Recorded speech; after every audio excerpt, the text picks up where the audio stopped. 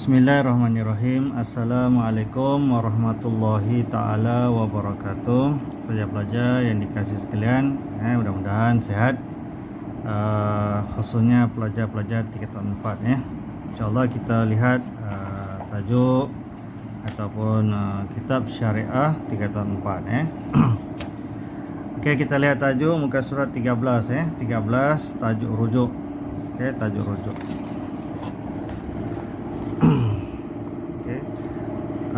Kita lihat 3.1 pengertian hukum dan dalil pensyaratan rujuk.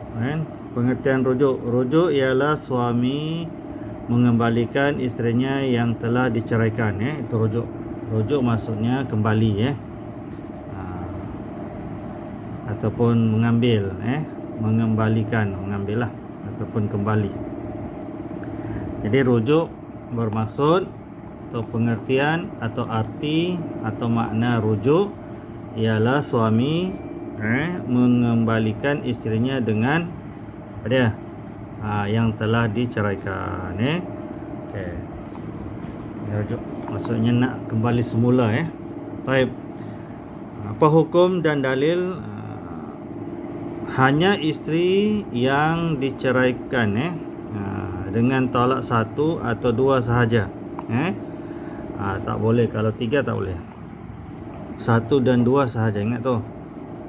Harus bagi suami merujuk kembali isterinya berasaskan akad dan mahar yang terdahulu tanpa perlu persetujuan isterinya. Dengan syarat isterinya masih dalam tempoh iddah. Okey? Tu. Dalam tempoh iddah lah. Okey, mesti talak satu atau dua sahaja dua sahaja. Okey. Harus bagi suami merujuk kembali isterinya berasaskan akad mahar yang terdahulu. Maksudnya dia pernah kahwin dahulu, berapa mahar itulah. Tak ada perubahan. Tu. Tanpa perlu persetujuan isterinya. Tak perlulah dengan syarat isterinya masih dalam iddah. Apa kita belajar iddah tu? 3 kali suci ataupun masih dalam iddah lah, 3 kali suci. Okay, firman Allah Ta'ala, at-talaqu marratan fa imsakum bima'rufin aw tasrihum bi ihsan. Apa maksudnya? Tolak yang boleh dirujuk kembali itu hanya 2 kali. 2 kali lah 2 kali. Kali yang pertama cerai, boleh rujuk, ataupun kali yang kedua pun boleh rujuk. Sesudah itu bolehlah ia rujuk dan memegang terus isterinya itu dengan cara yang sepatutnya atau melaksanakan menceraikannya dengan cara yang baik. Surah Al-Baqarah ayat 229. Boleh rujuk surah Al-Baqarah ayat 229. Sentiasa memaafkan orang lain adalah lebih bagus dan jalan terbaik untuk diri kita sendiri meneruskan kehidupan. Sentiasa maafkan orang. Kalau berlaku kesilapan, maafkanlah. Seterusnya berkaitan dengan masa ataupun masa dan cara rujuk. Masa dan cara rujuk. Bagaimana tempo keadaannya. Rujuk hendaklah dilakukan sebelum tamatnya tempoh iddah isteri. Lebih kurang berapa tempoh iddah isteri? Kita rujuk pada 3 kali suci, berarti lebih kurang 40 hari ataupun 3 bulan lah Sahnya rujuk apabila rujuk itu dilafazkan secara sharih jelas. Jelas atau kinayah. Jelas. Lafaz sharih seperti suami berkata kepada isterinya, aku kembalikan kamu kepada nikahku.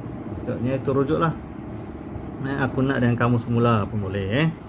Atau aku kembalikan kamu kepadaku. Ini jelas. Secara jelas.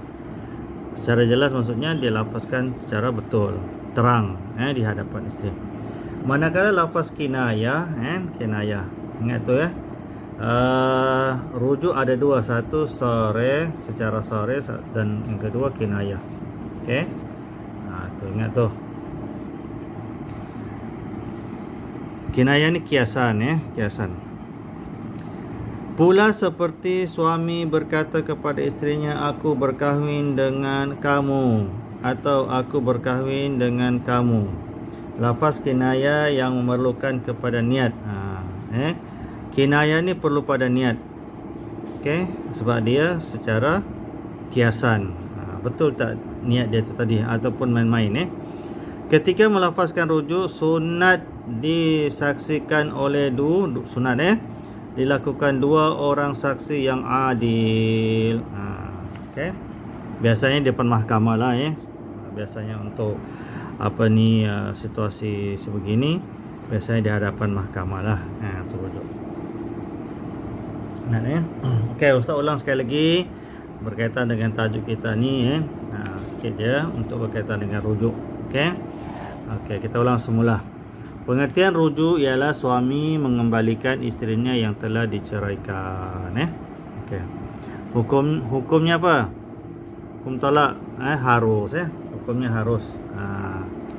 Okey, hukumnya harus. Ada dua keadaan je, talak satu dan talak dua boleh rujuk. Hukumnya harus. Okey. Dan mesti dalam tempoh iddah isteri. Okey. Dalilnya boleh rujuk muka surat 209 surah Al-Baqarah. Okey. Masa dan cara rujuk ada dua keadaan rujuk, satu sore, satu kinayah. Adapun lafaz sore ni maksudnya jelas Kinayah ni maksudnya kiasan. Jadi lafaz-lafaz tersebut dia boleh lihatlah dalam buku muka surat 13 hingga 15 Okey. Okey, itu je untuk hari ini. Hadza wabillahi taufik. Assalamualaikum warahmatullahi wabarakatuh. Jumpa lagi. Assalamualaikum.